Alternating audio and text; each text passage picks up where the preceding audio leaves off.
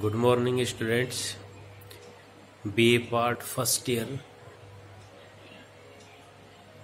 Philosophy के जो छात्र हैं उनके लिए हम सेकंड पेपर नीति शास्त्र में उपयोगितावाद की बात कर रहे थे। मुझे ध्यान नहीं है, लेकिन मैं ये सोच के चलता हूँ कि हमने जर्मी बेंथम के उपयोगितावाद तक चर्चा कर ली थी, और आज चूँकि अभी लॉकडाउन का माहौल हो गया है तो पुनः हम जो है इस चर्चा को यूट्यूब वीडियो के माध्यम से आगे बढ़ाएंगे। तो आज मैं जॉन स्टुअर्ट मिल के उपयोगितावाद की चर्चा करूंगा। कोशिश कीजिएगा बीए पार्ट फर्स्ट ईयर के विद्यार्थी थोड़ा ध्यान से सुने। नीति शास्त्र में आपको मैं कई बार बता चुका हूं कि नीति शास्त्र का कार्य है कुछ सिद्धांतों की स्थापना करना। सिद्धांतों की स्थापना किस लिए? ताकि मनुष्य के कर्म, मनुष्य के चरित्र और मनुष्य के आचरण का मूल्यांकन किया जा सके। जो भी मनुष्य क्योंकि हम सामाजिक प्राणी हैं, सामाजिक प्राणी होने के नाते हमारे तमाम कर्मों का अच्छा या बुरा प्रभाव समाज पर पड़ता है। समाज पर पड़ने वाले प्रभाव को दृष्टि में रखते हुए ये मूल्यांकन करते हैं।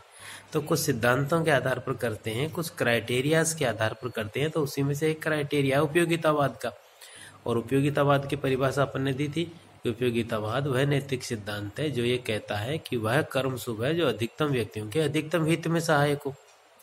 और इसके 3 रूप अपन ने देखे थे: कर्म संबंधी उपयोगितावाद, नियम संबंधी उपयोगितावाद और आदर्श मूलक उपयोगितावाद। और फिर हमने जर्मी बेंथम जो इसका एक प्रथम समर्थक है उसकी बात की थी। तो इसी चर्चा को हम आगे बढ़ाते। John Stuart Mill. John Stuart Mill दूसरे महत्वपूर्ण दार्शनिक हैं जो उपयोगितावाद के समर्थक हैं। जॉन स्टुअर्ट मिल ने भी बहुत सारी बातें जर्मी बेंथम की ही स्वीकार की, यथा कि उन्होंने इनके उपयोगितावाद को भी सुखमूलक उपयोगितावाद कहा जाता है।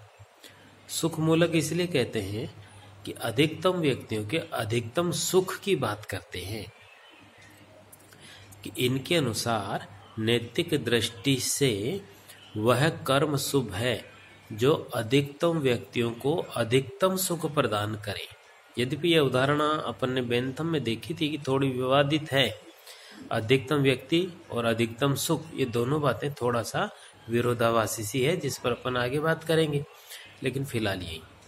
दूसरी बात कि बेंथम की भांति मिल मनोवैज्ञानिक सुखवाद का भी समर्थन करते हैं।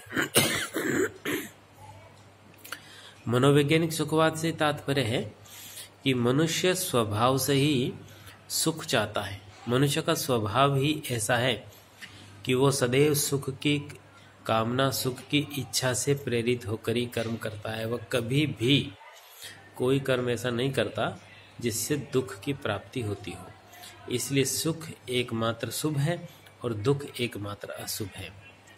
मिल ने भी सुख को स्वतः साध्य शुभ माना है।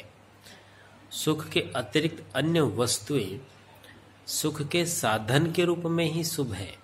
यद्यपि एक चर्चा हम कर सकते हैं कि यश, धन, सुख, संपत्ति, सत्ता आदि कि एक समय हम इनकी कामना सुख के साधन के रूप में ही करते हैं, लेकिन धीरे धीरे इनसे प्राप्त होने वाले सुख के कारण हम इनको ही साध्य मानने लग जाते हैं। वस्तुतः सुख ही स्वतः साध्य शुभ है। अन्य कोई वस्तु और मानसिक अवस्था अपने आप में स्वतः साध्य शुभ नहीं है। ये बात मिल ने भी स्वीकार की और ये बात बेंथम भी स्वीकार करते हैं। ये समझने की आवश्यकता है कि जब हम ये कहते हैं स्वतः साध्य शुभ, तो इसका मतलब है कि उसको किसी और साधन की, किसी और चीज की आवश्यकता नहीं है, वो अपने आप में शुभ ही है।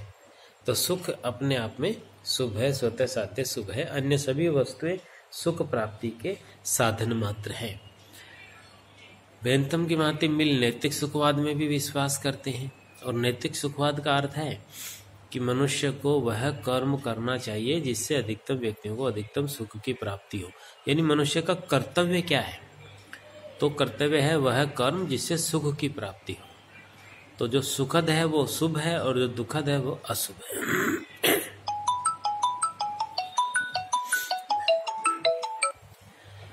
बेंथम और मिल में काफ़ी सारी बातों में समानता है। न्यायपूर्ण वितरण की बात बेंथम ने की थी, वह बात यहाँ पर मिल भी स्वीकार करता है।